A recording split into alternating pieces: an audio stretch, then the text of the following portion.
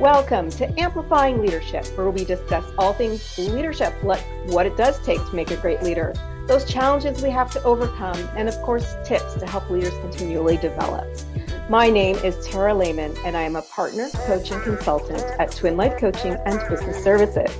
I aim to provide effective leadership coaching, consulting, and our community to help you develop, retain those star employees, and improve that bottom line of two. You can check it all out at amplifyingleadership.ca. Today, I am welcoming Christina Flach to the show. Christina is a world-renowned celebrity makeup artist with experience working with celebrity clientele, magazines, and those big-name brands too. She has been featured in Vogue, People, Time, and Elle, as well as campaigns for Gucci, Nordstrom, Saks Fifth Avenue, Neiman Marcus, Macy's, Bloomingdales, and more. Wow, welcome to the show, Christina. Hi, thanks so much for having me. How are you doing today? I am great, and I'm excited to have our conversation. And I'm excited to be here. So why don't we start with learning a little bit more about your leadership story and how you became to what you are now? Well, I never expected to be doing what I'm doing whatsoever. So it's really interesting how life makes these turns and we just kind of follow them and doors open and you either go down them or you don't. But I started as a makeup artist and then and I'm a mother of five. And so I was constantly in a battle between my lip gloss and my water bottle. And so, and I wasn't winning. So I thought, how hard can it be to create your own lip gloss? Some that I tried on the market were too dry, or they didn't last long, or they just didn't feel right. And so I thought, well, I'll work with a beauty chemist. And, that's how I started. It took significantly longer than I anticipated. So it took over a year to formulate and get the colors and then the packaging and everything that you need to do. So it's ignorance is bliss when you're starting a company because you they don't just hand you a book and go, okay, here you go. You kind of learn along the way and make mistakes, but they're not really mistakes. They're just lessons. And, you know, we often think that these things are happening to us, but they're happening for us oftentimes. So you know, it's just, it's always something different going on. And that's kind of how I started. And then it just helped, you know, having my brand has helped me as a makeup artist because it kind of differentiates me from other makeup artists. There aren't like a ton of us that have a line and that actually still work. And so, I think it helps, both careers help the other. And, you know, as a makeup artist, you're not constantly working every day. Usually it's, you know, a few days a week or some days it's every week, you know, every day, but it just depends. And so when I'm not, you know, on photo shoots, I'm doing podcasts, I'm writing articles, I'm working on my company. So, you know, there's, you know, free days that I'll do something else, or some days I'm doing both. It just depends on the day. Yes, busy. You and I were talking about that before recording, just how busy you are right now too. Right now, I'm very busy. Yes. Yes. So let me ask you this. When you were, you know, building up into your business and your leadership, what was the biggest obstacle that you did overcome? Well, I think being self-funded is always a challenge. You know, I was terrified of putting together a business plan and I didn't know how, I didn't know what to do. So it was just easier to, you know, use my American Express and just keep kind of bootstrapping. I'd sell some products and I'd create some more. So I kind of did that. And then, you know, having my career as a makeup artist, obviously I was making money. And so that's probably been the biggest challenge. It's not as easy as one would think to get things on the market and things cost more. And, you know, that's why it's super important when you are starting a business to really enjoy what you're doing because it's going to take much more time, much more money, much more everything. So if you're not enjoying the process, you're going to resent it. And I think that's when businesses fail because people go into it thinking, oh, I'm going to make so much money off the bat. And that's just not the reality. I mean, I guess some people do, but that wasn't my experience. I think those are the lucky ones because it's very rare that happens right away, like you mentioned. It is very rare. And it's frustrating, you know, it really can get frustrating. But I think if you're like waking up and you're excited and enthusiastic to start your day and see what, you know, issues are coming along. And I think maybe because I do have the balance of my family, my kids and my being a makeup artist and, I'm also a beauty expert on NBC on California Live. So I have a lot of different things that I do that kind of balance things out. So I'm not just focused on one thing. So I think maybe that actually helps me to be a bit more balanced because I have so many other things going on. Yes. I want to come back to talking about when you were mentioning just getting started. And of course, it's really difficult, when you don't have some funding or when you're trying to start out and you need to manage your business. And then you start to bring in people to help you and you have to lead, but you still don't quite have enough money maybe to hire everybody that you need to or bring in all of those experts. What were your challenges around that? And maybe, share a couple stories to help our audience know if they are doing that or they're that leader in a small business, what that was like. I think it's important, when you're hiring people to let them do their jobs, to not be micromanaging constantly. I like knowing what's going on, but I really think it's important to hire the right people that you're comfortable and confident with, that that they're going to do what's right for the business. Mm-hmm. So I think, I've had some interns that, were young, who started out, just as like, oh, can I just be an intern for a semester for school? And then they've turned into actually being great pivotal part, an integral part of the team for social media and marketing. So it's very interesting. I like people that, for example, my assistant, Maya, she found me. I didn't find her. She's like, I follow you on social media and I love your work and I want to work for you. And I'm like, wow, I want someone that's like enthusiastic and that's, so, and I also think getting comfortable being uncomfortable is super important. I just learned that not too long ago. That's where real growth happens. And that's where, I think that's helped me a lot in my career as a makeup artist, but also as a CEO and I started going on NBC on California Live as a beauty expert. Like I've always been behind the camera person. And so when my friend, Berlin Fisher, asked me to take his place because he was becoming a host and then he needed someone to be the beauty expert, I thought my first reaction was, God, no. But then he said, like, why not? Like you can do it. And so I'm so glad I have. It's given me so much more confidence in front of the camera that I never thought I would be able to feel comfortable. I thought I'd be trembling. I was on The View a long, long time ago. And I just remember I was so scared my leg wouldn't stop shaking. I was that scared.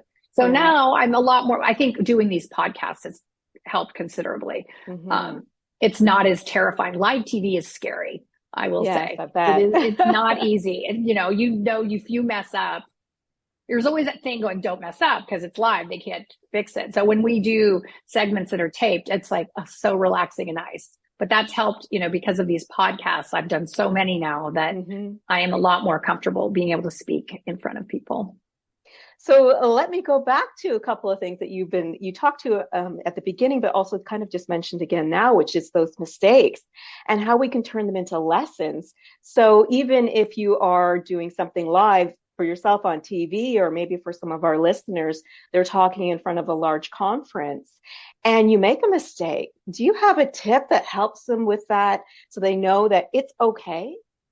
Yeah. I mean, people are human. And actually, I think people look at you a lot more endearingly when they see I'll make a joke about myself. Like, okay, I did this like on my last segment on California Live. I said it was 2004. Well, it's 2024. So I just my brother-in-law actually sent me a note. He's like, you know what year it is? And I'm like, oh my God, I'm so embarrassed. But you know what? No one really notices. I think acknowledging a mistake and not beating yourself up about it. I just think that we, oftentimes we will beat ourselves up about something that we would never do to someone else. And my friend Diana, where I'm in her office right now, she told me a few years ago, she said, you would never treat another human the way you beat the hell out of yourself.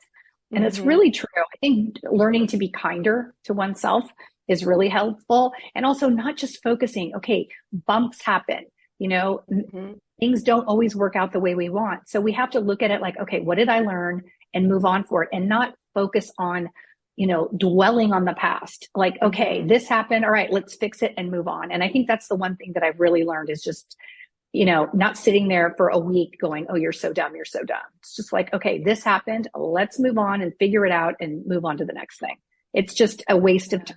worrying about something is a waste of time, and dwelling on the past is a waste of time. Don't you think? I do. I always say you cannot change the past at all. You can create a path forward though, right? So we can acknowledge our Absolutely. mistakes and learn from them.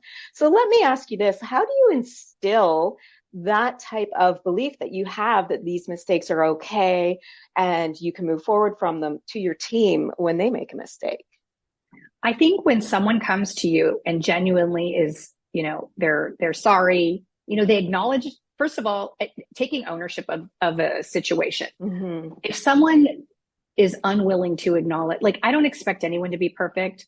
I expect someone to be honest. And if they tell me like, oh gosh, I blew it, whatever, this situation happened, I'm like, it's fine. Let's move on. Because there's no point in, when someone genuinely is trying their best, and sometimes things don't work out and it's not their fault, it's out of their control. You can't get mad. And it's, again, a waste of time to just be hounding them. It's like, okay, good. Let's move on. So I just think that's the best way to do things. And I think also when people feel comfortable, I really try to let my team feel comfortable to come to me. If there's a situation or a problem, come and tell me and we'll figure it out. And I think I think I give them the freedom, like with the social media team and marketing, I just tell them, like, I give them ideas and I let them run with it. And it gives them freedom to express themselves artistically, but also the confidence. And I'm not hounding them. Like it's a waste of time. I have so much more to be doing than worrying about one little tiny situation or something. Oh, this was wrong on Instagram. It's the wrong location. Who cares? Yeah. No one's looking. I remember many, many moons ago, I made quite a large mistake for a customer, and it was something they weren't supposed to see that I accidentally sent. But it was, in a document where they may not have seen it. And we had that same atmosphere that you talk about, where your team feels comfortable going to the president or the CEO and saying, oops, what can I do to fix this? So, take care of the customer, number one, but also so that, it doesn't happen again. And it was an immediate reaction for me to go to them and say, oops, what do we do? And it was an easy fix. I learned how to recall an email way back then. Oh, wow. Yeah. But I think you're right. It's about having that open atmosphere that it's okay to make mistakes and it's okay to tell me about them because we learn from them, right? Definitely. And I also think they know that I'm not going to go crazy. I think there's no fear. They don't think, they certainly are not going out of their way to upset me, but they know that I'm not going to go absolutely mad. Crazy. Yeah, because as you said, it's a waste of your energy. Everybody has better things to do than dwell on what happened. Let's just learn from it, fix it, and move forward, right? Move forward, yes. Yeah, definitely. Absolutely. So let me ask you, as we're talking a little bit about the teams now, when it comes to communication with your team, it sounds like you have open communication with them, but what are your thoughts on how we should communicate with teams? Maybe we have a new team member that doesn't feel yet comfortable or confident to come to us. How can we communicate with those types of new employees maybe? Well, I think probably just, spending a little one-on-one time with them, getting to know them a bit and finding some common ground, asking about, oh, how's your family? What fun things are you doing this weekend? Just make people, I think one of the things that being a makeup artist has taught me is how to make people feel comfortable very quickly.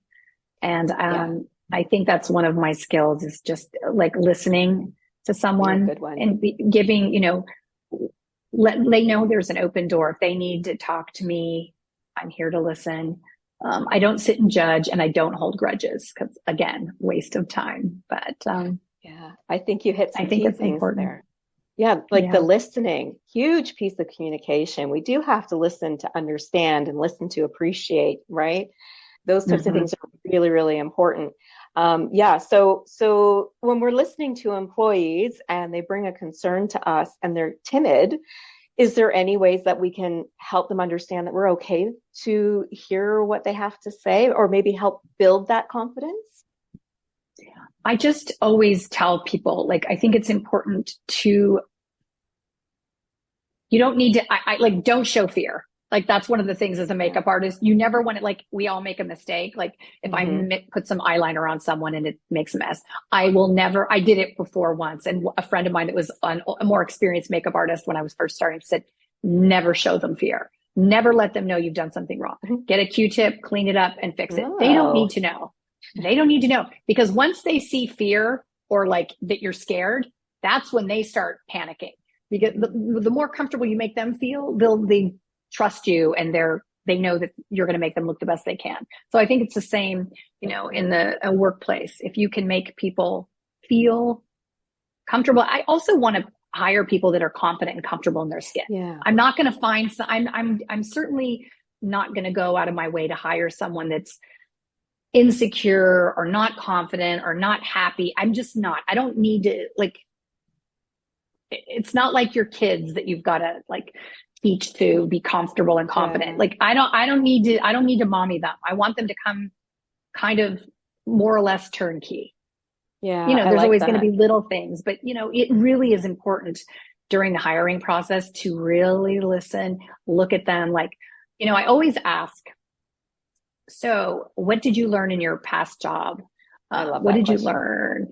And what did you like? What did you not like? So it also gives me clues as to their reaction to their past situation. Were they under a lot of stress? Was the team not kind? Like, what did they go through and how did they react? So, and you can also tell when someone, you know, comes in disheveled and not organized and a mess and doesn't, you know, I really am a lot about balance. I think it's important to make sure you get exercise, you eat well. I mean, I want someone that's disciplined in their personal life, that they figure out how they can work out and rest and have some fun and do all the things that need to be done. So I find that a more balanced person is going to be a better employee or team member, I should say.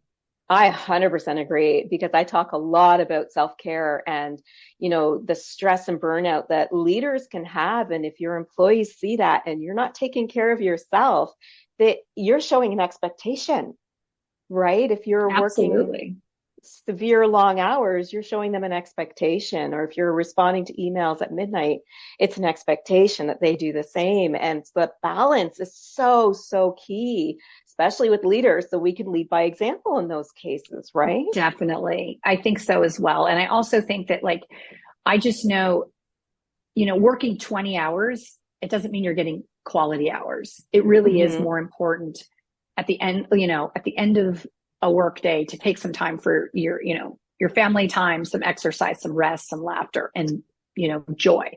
If you're working so many hours, that's when there's mistakes happen. Yeah. You know, and that's when you're, you know, rest is so incredible. Like wellness, self-care is not selfish. It makes you be a better leader. Self-care makes it possible that I'm not going to blow my stack, that I'm going to be able to be calm, that I know, like, okay, I worked out, I ate well, I've had rest. I can deal with so much more when I've taken care of me. And so that's really, really important. And I think, you know, I don't want people burning out. You know, if you think about it, like professional athletes have a career span of, let's just say 10 years. Yeah. If you're an executive or a CEO, you could work 30, 40 years. Yeah. So this is not a sprint. It is definitely a marathon, and you need to take the time. You know, if your personal life is in disarray, it does affect your professional life. So it's really important that you put time into your relationships and your family and into yourself. They're key components of being successful, I think. Absolutely agree with you, because a lot of people truly believe they're separating their personal from their business life or their leadership life. And that's usually not the case. That even if you're trying to separate these, we'll call it topics or issues, you're still bringing that mental health side of it with you when you come to work, right? Absolutely. So I think I agree with you 100%. Like, you know, get that diet and exercise, of course, with medical practitioners, of course, but then mental health. It's amazing. Yeah, it is. And even with myself, like if I'm working too much, if I'm sitting in my office too long, it's like, okay, get up, go for a quick walk, get some food, make sure you're hydrated. And some days it's like, I can't think anymore. I'm spinning. I'll just go I'll go for, you know, get a manicure, or I'll just go take some time to just get my head back on straight. Cause you're really not doing effective work if you're all over the place. I agree. And I tell leaders, I'm up here in Canada and it's a little bit colder. Right now when we're recording is actually winter. So in the winter time, I generally tell leaders, if you don't want to go outside or the weather's really bad, just take a walk around wherever you work. Just breathe if you need to get away. Breathing. Oh my gosh. Yes. So important.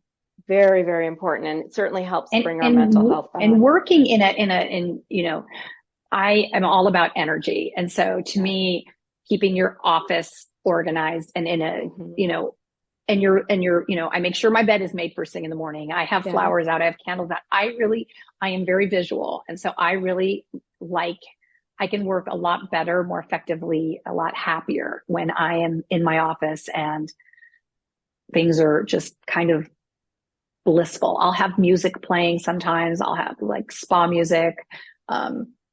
And I like having fresh air. That's another one. Open a window and get some air. Sometimes you just need some fresh air and things are better. And if you don't have a window that you can open, I mean, we could certainly go outside for a 5-minute quick walk, even in the winter. Definitely. Yes. Refresh, fresh air right? Is really important. Yeah. Yes. Get away from your office. Get away from the team. Get away from having everything. a rough day. Just get outside. Yeah, I agree 100%. Yes. Let me ask you this. If we have some new leaders listening today, what do you feel is that one big part of leadership they really need to develop as a skill to lead effectively if they're new leaders? Oh my gosh. That's a tough question. What, do you really love what you're doing? Yeah, super important. Mm-hmm. Are you really loving this? Don't bring on too many people at one time. Don't put yourself in a position where don't set people up for failure. I think also that too. Don't put someone in a position that they're not qualified for or they're comfortable with or confident. I just think that that's opening a can of worms that needs to be avoided because I think it really makes things much more challenging. And, listening. That's a big one. Yeah. Truly. Don't grow too fast. People. Don't grow too fast because, you don't want to put yourself in a financial position that you can't commit to, that you can't follow through with. That's hard. We all want to grow quickly, but sometimes you need to just take it down, just slow it down a minute, make sure everything is in place. And I think going back to what you mentioned earlier, which I love and I used to do myself, those one-on-one meetings of really just getting to know the team and listening to what their current challenges or pain points are, what their wins are and celebrating them. I mean, that listening piece is huge. Celebrating your wins, taking a minute. I think that's so important to just go acknowledge. My friend Diana and I were having a conversation last night and she had just gotten this new home and it's so beautiful. I'm like, oh my gosh, this place is amazing. And all she was seeing was all the things that she hadn't done. Right. And I'm looking at all the things she had done. And I said, you know what, do you ever just sit down and look at this and think like all that you have accomplished? It's important. Enjoy the win for a minute. I mean, don't dwell on the win, but just kind of go, oh, that felt good, and acknowledge it and enjoy it for a second. Because it took a long time to get to that place. Enjoy it for a moment. So I think we're going to leave them with an action item. So Christina and I are going to have everybody look around you at work and think about the accomplishments that you've had since you started there as a leader. I think that will help with some of the confidence too, if somebody's lacking confidence out there. What do you think? Is that an action item for them? I think that's a good one. And actually, I think it's really important to compliment people and not just let them assume you're pleased. If you see someone that has done a great job and went the extra mile and done, acknowledge them, give them some credit. I think when it's a happy work environment, people will go the extra mile. Like, for example, Absolutely. I'm working on this TV show right now with Tyler Florence for the Food Network. And he came on set the other day with all this incredible barbecue. We were filming in Houston and he brought me this he knows my favorite cake is coconut cake. And he brought me this huge piece of coconut cake. And it's the little things like that like he would bring that for the whole entire crew, all this food. That just shows you care and acknowledging. the appreciation. And I think people will go so much further for you when they feel that you appreciate them, that you see how hard they work and all that they do. It's a big deal. I think that is a monster huge thing that a lot of people fail to do.